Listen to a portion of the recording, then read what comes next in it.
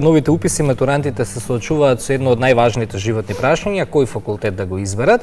Во текот на денешното издание ќе поразговараме со професор доктор Гордана Тасевска за тоа како да се донесе вистинска одлука и што навистина значи да се избере кариера денес. Професорка, добро утро и добре ни дојдовте во Македонија наутро. Добро утро на сите. Се наоѓаме во еден прееден период за матурантите, па ајде со еден конструктивен разговор малку да им помогнеме и да ги насочиме кон што повеќе да размислуваат. Како младите денес најчесто го избираат факултетот? Кое е вашето мислење? Дали повеќе по сопствена желба или под влијание на родителите и општеството со оглед на младост? Интересно прашање. Денес младите се, тоа е генерација Z, она кое што треба да го избира своето идно образование, генерација која што се карактеризира со брзиот достап на информации, но мала насоченост. Ова генерација при изборот на своето занимање има повеќе влијание и затоа некако би одговорила кога ме прашате со еден збор дека тој е некој хибриден модел. Зошто хибриден? Она што ја карактеризира генерацијата е тоа што тие сакате некоја автономија, сопствена иницијатива да понесат, со тоа нели за да изберат својата професија. Но живееме во мала средина, онака како што е нашата, и не можат да бидат изолирани од оние други критериуми при избор на професијата, а тоа е сигурно родителите и семејството, општеството во целина и нормално пазарот на трудот. Родителите од своја страна вршат одреден притисок при изборот на занимањето на своите деца. Под влијание на општественото обкружување, тие читаат за некои сигурни професии, некои што му обезбедуваат некоја одредена стабилност, и тоа доста влијае врз самиот избор. Потоа достапни се социјалните мрежи, нели? И тука читаат брзи информации, така можеби занесени од сите тие влијанија можат да донесат слеп избор на своето занимање. Но знаете, младиот човек карактеристично е и да греши, и оправдано му е да греши, па за се има нели можност да се поправи. Така. Кои се најчестите грешки што матурантите ги прават при избор на факултет, освен таа избрзаност понекогаш која што е карактеристична за нивните години, меѓутоа и за притисокот кој што пак и тие го имаат од друга страна? Како што претходно напоменав, имате неостварени родители кои што не се оствариле својата професија во времето во кое тие живееле и сега го вршат притисокот на своите деца дека тие треба да бидат тоа што тие не биле.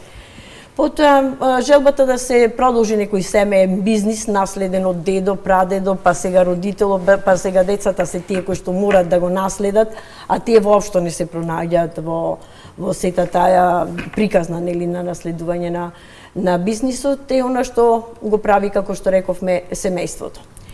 Другарите, обкружувањето, она познато каде ќе оде другарот, таму ќе отидам и јас, исто е една од грешките кои што ги прави младата генерација при изборот на своето занимање. Грешката која што исто така ја прави кога занесени од приливот на информации кои што претходно ги напоменав, заради X фактори, ги понесуваат на определен факултет, и она што треба да го направат секогаш да се запрашат некој на кој факултет да се запишам, туку што имам јас како предиспозиции за да можам да ги работам во периодот кога ќе дојде и за времето по завршувањето на дипломата. Она што исто така треба го прават како една од најголемите грешки, ја гледат етикетата на професијата, не водејќи сметка и не анализирајќи го еден работен ден кој што го има на тоа работно место во соодветната професија. Но повторно кажувам дека за секоја грешка нели има можност, годините стојат пред себе, и ова време, турбуленција на време, веќе општеството, работните организации не барат конкретно занимање, туку конкретна личност, туку личност која што може да се трансферира, да има можност за едно преквалификување, да се соочи со промените, и тоа е тоа што го барат идните работодавци. Ајде малку и околу тоа каде се родителите тука, околу поддршката и околу насочувањето? И преку ваш личен пример, сигурно блиски луѓе од вашето семејство доаѓале и се советувале со вас. Каде е тука границата помеѓу родителството и професијата и воопшто да земеме генерално што тука како професор би ги советувале сега родителите во однос на тоа како да поразговараат со своето дете, како да, бидејќи јас знам од свое искуство, ако те фати инает, одиш и против родителот. Каде тука, ете... И како родител, и како пријател, и како професор на оние кои што побарале совет од мене, токму тоа дека родителот не треба да ја креира идната кариера на детето, туку да го креира патот, да го води низ патот каде што тој ќе дојде до таа одлука. Што треба родителот да не смееме да го спориме неговото искуство, животно искуство. Значењето на неговото дете да биде успешно во иднина, да го надмине него во годините кои што доаѓаат, и тука улогата на родителот е да насочува, да поставува прашања, да онатре да ги српи сите предиспозиции што своето дете ги има. А истовремено да му каже при евентуален грешен избор што може да биде последица на таквиот избор, и повторно ќе кажам, нема грешен избран факултет, туку има грешен живот, да го живее животот на некој друг што ти го наметна. Значи, останува на тоа да родителот не може слепо да го остави своето дете, нели? Да биде покрај него, и едноставно да кога ќе тргне од патеката да го врате кон оној неговиот правилен избор. Насочувачка, а не одлучувачка. Така. За идните студенти кои што имаат дилеми, дали е подобро да одберат поопшта насока за почеток? Или веднаш конкретна специјализација? Да. Бидејќи тоа е тренд во последно време. Да, ако се разгледуваат принципите на европското образование, гледаме дека тие велат во прво време на поширока основа, тоест во првиот циклус на образование, на високото образование зборуваме на вториот по дадена специјалност.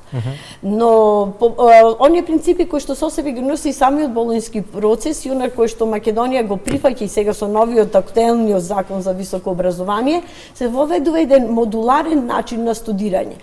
Студентот кога ќе започне уште веднаш во првата година учи одредени знаења кои што му овозможуваат фундаментални трансверзални знаења, нели? За подоцна во текот може да се пивнете водичка слободно. На студирање истите програма во живо ни се случува. Да, истите да можат да ги се определат, таа специјалност да ја определат по пат на избор на модули. Значи тоа е она нешто новото кој што веќе во Европа постои. Ние во Бизнис Академија Смилевски уште поодамна го практикуваме и покажало навистина врни резултати. Во контекст на ова прашање ни се надоврзува и следното, дека во последно време, не само кај нас, нели во поширок контекст ако гледаме, има се повеќе стручно и практично ориентирани студии. Според вас, со оглед на тоа, на динамиката на каде се движи светот, дали мислите дека тоа е денеска подобра опција за дел од младите? Не зборуваме само за IT секторот, например, секакви имаме практично ориентирани, да. Значи, кој е вашето мислење? Она што можам да кажам и она што е навистина за пофалба. И дали економијата го бара тоа кај нас? Се уште тоа ми е прашање. Апсолутно. И секој што не слуша, одговорот е да. Како ќе го поддржам одговорот? Уште далечните пред 20 години, баз веќе до година слаби 20 години од постоењето, ние воведовме практичната настава како задолжителна во делот на програмската содржина по одредените програми кои што ги имавме во моментот кога таква задолжителна практична настава има е само педагошките факултети, факултетите од делот на медицинските науки. Се покажа дека навистина е тоа она што треба да го да се прави по неколку години со новиот закон за високо образование, веќе и законодавството во Македонија го ја воведе практичната настава како задолжителен дел во студирањето и креирањето нели на идните личности, градењето на идните компетенции на конкретните занимања на конкретните факултети. Тоа се покажа навистина многу добро од два аспекти. Ние, Овозможуваме кај студентите како високообразовни институции применливо знаење, значи студентот уште еднаш се преиспитува дали е тоа што јас сакам да го работам, за во подоснежните, речам, години, завршните години од студиите да му се овозможува и целосно стапување на задачите кај своите ментори самостојно да ги извршуваат, но од друга страна и па бизнисот, делот на пазарот на трудот, онаму каде што студентите доаѓаат на практична настава, идните работодавци имат готов продукт, имат избор од студентите кои што биле дел од нивниот работен тим да го изберат најдоброто. Значи, уште еднаш ќе резимирам дека тоа е нешто што ќе не води до зголемен плод и од едната страна во образованието и од другата страна на пазарот на трудот. Во годините пред тоа, образованието и пазарот на трудот пловеа на два различни брода. Так. И токму заради тоа дојде до кое што се наоѓаме. Се надевам дека сега со новиот модел, неколку години уназад и она што се предвидува, ќе имаме добар исход. Но верувам само чисто под прашање едно пред да премине количката со другото прашање, ова не е само тренди во високото образование, гледаме дека се повеќе и повеќе во средното образование се оди кон стрикно ориентирани насоки. Да, гимназијата се не поретко, меѓутоа имаше статистики за минатата година. Имате надополнување тука и сигурно уште поголем е бенефитот тука за младите. Ако ме прашате како професор, веднаш може да се открие студентите кои што доаѓаат од училишта каде што теоријата одела напред, нели, тоа е неопходно. Пракса без теорија не постои, нели? А и оние кои што постојано биле директно вклучени дали преку кариерни центри, дали преку моделот на дуално образование, нели, тоа сега повеќе се дуалното образование. Да. Можете веднаш може и тие со завршувањето на средното образование, тоа ви е исто оној кој што ќе се одлучи да заврши со завршувајќи го средното образование, треба да се вклучи, нели, во работа во организациите, е истото тоа. Веднаш се препознава, нели, тоа влијание каде што тој покрај нешто го учел и го работел, бидејќи знаете најдобро се учи по пат на работа. Како се калеше челикот. Да, така е, така. Да. Професорка, ајде малку и во вашата област, доколку треба да му објасните на еден матурант зошто е добро или можеби не е да се избере менаџментот како идна професија, но и пред се факултет, кој е вашиот совет и што би кажале? Вака, конкретно институцијата од каде што доаѓам, нели е институција која што се базира на точно гради кадри во областа на професионални кадри од областа на менаџментот. И јас од она што го имам веќе 20 години во таа област работено, што би кажала. Менаџментот е прекрасна професија, но не е за секого. Ако оние кои што се запишуваат сметат дека менаџментот е само шефување и раководење на некоја висока позиција, погрешиле. Тоа е професија која што бара одговорност, бара дисциплина, бара умешност да се раководи со луѓето, бара развивање на одредени комуникацијски вештини, прилагодување на промените кои што се катадневни, што ги носи, нели, и самото живење и она што велиме водење на развојни тимови. Ако ги поседуваат студентите сите овие да речам компетенции или сакат да ги надоградат, се наоѓаат тука, вратите на Бизнис Академија Смилевски се отворени. Она што правиме ние е уште при уписот на студентите дозволено, мислам, имаме бесплатна алатка MBTI, го знаете тоа е тест на личноста каде што студентот уште еднаш по пат на пополнување на одредени прашања и проценка, анализа и проценка, гледаме кои видови интелигенција ги поседува, каков тип на личност е, што може полесно да го прави и уште еднаш го потврдуваме дали нашата институција е правата таа кој што тој посакува да ја работи во иднина во делот на својот кариерен развој.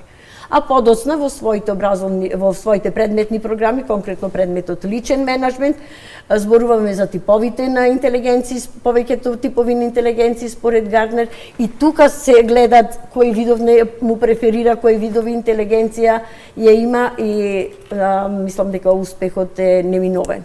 Кога повеќе пати се преиспитуваш дали сум јас тоа што треба да бидам, сигурно дека ќе чекориш кон успехот, бидејќи велиме дека сега успехот не е само изборот, туку е храбро да се соочиш со сите предизвици што стојат пред тебе. Благодариме за гостувањето и за советите. Благодарам и вас. Утрово. Така. Благодариме уште еднаш за издвоеното време.